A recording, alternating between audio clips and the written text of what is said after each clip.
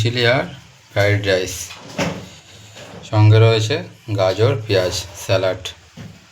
চলে এসো বন্ধুরা ফ্রাইড রাইস আর পনির চিলি খাওয়ার জন্য। তো এখন রেডি করছি আমাদের আজকের রেসিপি ফ্রাইড রাইস। তো কড়াইতে কিছুটা তেল দিয়েই কুচনো গাজরটাকে ভালো করে একটু নেড়ে চেড়ে ভেজে নেব। একদম ছোটো ছোটো করে সুন্দর করে কাটা ছিল গাজরটা আগে থেকে। এবার সঙ্গে অ্যাড করে নেব সামান্য কিছুটা ক্যাপসিকাম আর পেঁয়াজ কুচি। ওটাকেও হালকা করে ভেজে নেব নেড়ে চেড়ে। এবার একটু ভাজা ভাজা হয়ে গেলেই সঙ্গে আমরা অ্যাড করে দেবো বাঁধাকপি। জাস্ট এই তিনটে সবজিতেই আজকে আমরা ফ্রাইড রাইসটা রেডি করব। বাঁধাকপিটা দিয়েও হালকা নেড়ে চেড়ে সুন্দর করে ভেজে নেব।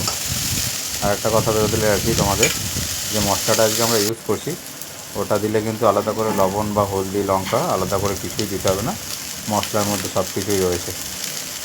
সবজিটা ভালো করে ভাজা হয়ে যাওয়ার পরে আমরা দিয়ে দেবো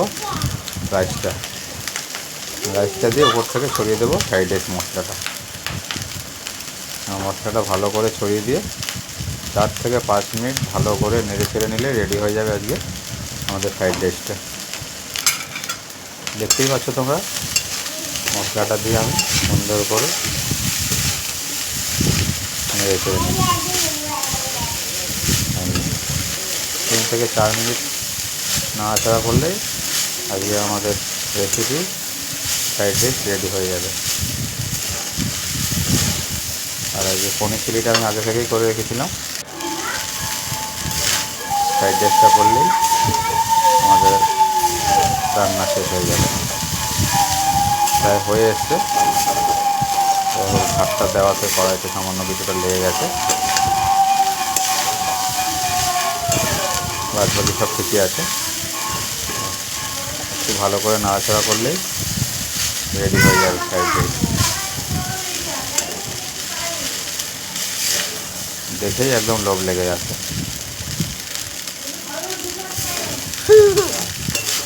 তুমি খাবে মামনি ফ্রাইড রাইস? হ্যাঁ খাবো।